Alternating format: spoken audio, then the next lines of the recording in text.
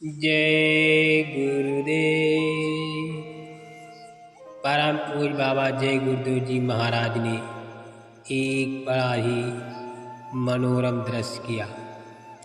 Jail से निकलने के बाद अयोध्या में सरयू नदी के पावन तट पर बाबा जी ने 1977 में साकेत महायज्ञ कराया।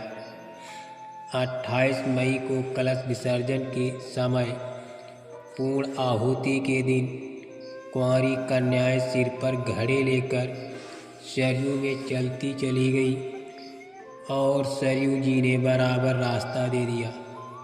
जहाँ 20-20 फीट की बल्लियाँ लगती थीं वहाँ कमर तक पानी रह गया। ये दृश्य लोगों ने अपनी आँखों से देखा। ऐसा चमत्कार तो कृष्ण भगवान के समय में भी हुआ, जब गोपिकाएँ दुर्वासा ऋषि को यमुना पार फलाहार कराने जाना चाहती थी। उसी समय यमुना बढ़ी हुई थी।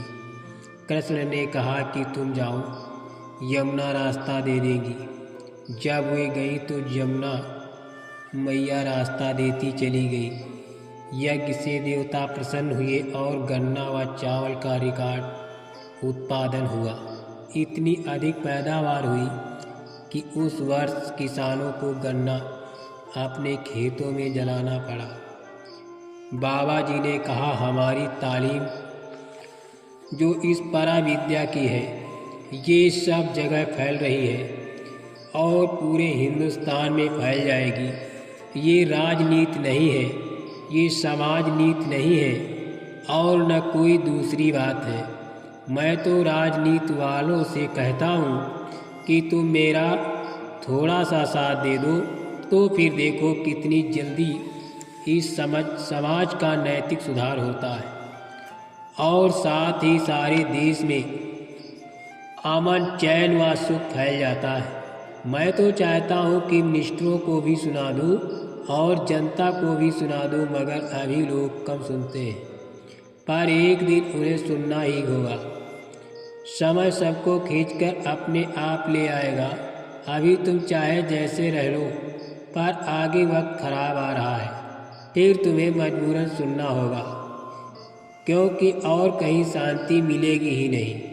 शांति के लिए कष्टों से बचने के लिए दौड़ोगे तो शांति तो केवल महात्माओं के पास ही मिलेगी, अन्यथा कहीं नहीं। तब तुम्हें मजबूर होकर सुनना होगा। समय तुम्हें खींच लाएगा, मेरी बात सही और सत्य उतरेगी।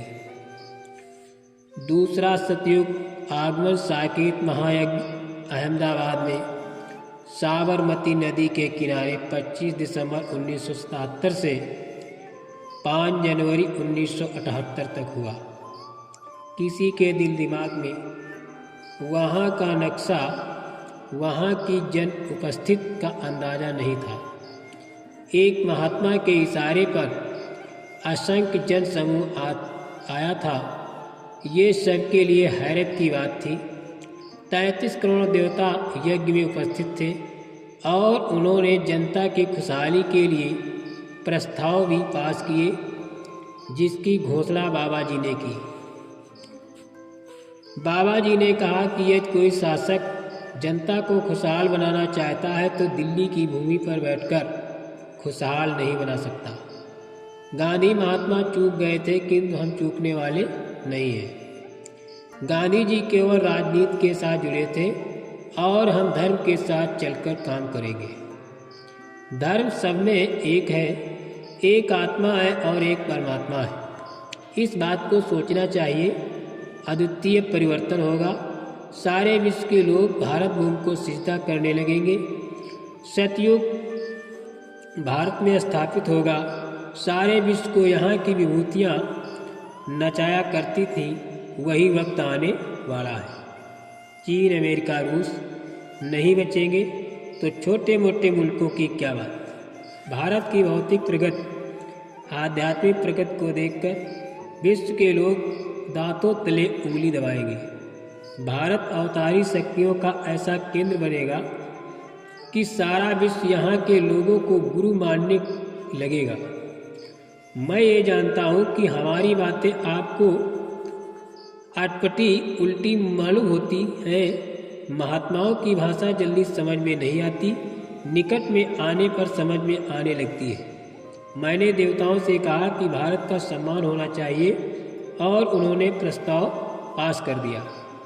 महान आत्माओं का प्रादुर्भाव होगा, वो महान आत्माएं शासन की बागडोर संभाल लेंगी।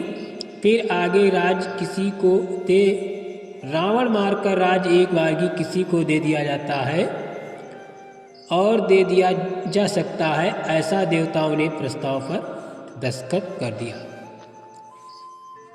सतयुग आगमन साकेत महायज्ञ तृतीय। काशी विश्वनाथ बम भोले की नगरी में गंगा तट पर रेती पर फैले मीलों चौड़े मैदान में दशामेघ घाट पर 15 से 25 फरवरी 1979 तक संपन्न हुआ, जिसमें लगभग 2 करोड़ लोगों ने भाग लिया। एक इतिहास रचा गया। बाबा जी ने कहा कि भारत धर्म क्षेत्र भूमि है, जहाँ के कण कण में धर्म के बीज हैं। हमारे अंदर भी जब उस धर्म का प्रादुर्भाव हो जाएगा तो इस भूमि की पवित्रता को समझने लगेंगे। इस भूमि की विशेषता दृष्टिगोचर होने लगेगी। भारतवर्ष में अध्यात्मवाद उतरने जा रहा है। सतयुग आएगा, सदा यदा रहिए, एक झटके में ही सारी दुनिया जाग जाएगी। भारत विश्व की महान शक्ति बनेगा। इसके पहले ऐसी विपदाएं आएंगी जिन्हें तुमने देखा नहीं। कुदरत के एक डंडे में अकल आ जाएगी। 16 माह मौन रखने के पश्चात बाबा जी ने एक काफिला निकाला। 88 दिनों का उत्तर प्रदेश की राजधानी लखनऊ से 6 फरवरी 1986 को काफिला 12 प्रांतों का था और यात्रा 10,000 किलोमीटर से अधिक थी। काफिला वनों, पर्वतों, घाटियों, नगरों, गांव व महानगरों की परिक्रमा का काफिला, जन भावनाओं के सर्वे का काफिला, जिसका वर्णन नहीं किया जा सकता और ना हिसाब लगाया जा सकता। काफिला जिसने बड़े बड़े अनुभव किए, जिसे कलमबंद नहीं किया जा सकता, ऐसा अद्वितीय काफिला निकाला बाबा जय गुरुदेव ने एक संकल्प के साथ। काफिला था ट्रकों, कारों, जीपों, मेटाडोर, मोटरसाइकिलों, स्कूटरों का। यद्यपि ये काफिला साइकिलों के लिए नहीं था, फिर भी गुरु महाराज की दया का बल लेकर कुछ साइकिल यात्री निकल पड़े थे। बाबा जी का संकल्प था, जो इसको दर्शन देगा, दर्शन करेगा, उसकी एक मनोकामना पूरी हो जाएगी। मनोकामना जो लाभकारी हो, अहितकारी नहीं। इस प्रचंड काफिले की फिल्म तैयार की गई। यात्री इतने थे कि कोई गिन न सका। जगह जगह बाबा जी ने अपना संदेश सुनाया और कहा कि सब लोग धर्म पर आ जाइए।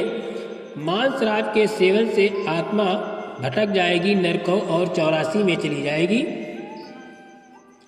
पाप बहुत बढ़ गया है और कुदरत सजा देने को तैयार खड़ी है। महात्मा उसे रोके हुए हैं और चाहते हैं कि अधिक से अधिक लोगों के गुनाहों की माफ़ी दिला दी जाए। जो बात मान लेंगे उनकी रक्षा हो जाएगी। सब लोग दिन में खेती, दुकान, दफ्तर का काम करो, शाम को बच्चों की सेवा और फिर थोड़ा सा समय निकालकर भगवान का भजन करो तो बरकत मिलने लगेगी। परिवर्तन होगा, इसे कोई रोक नहीं सकता। चाहे आकाश टूट पड़े या धरती फट जाए, लेकिन परिवर्तन अवश्य होगा। याद रखिए, बाबा जी के मुख से निकली हुई बात इधर से उधर होने वाली नहीं है। जय गुरुदेव।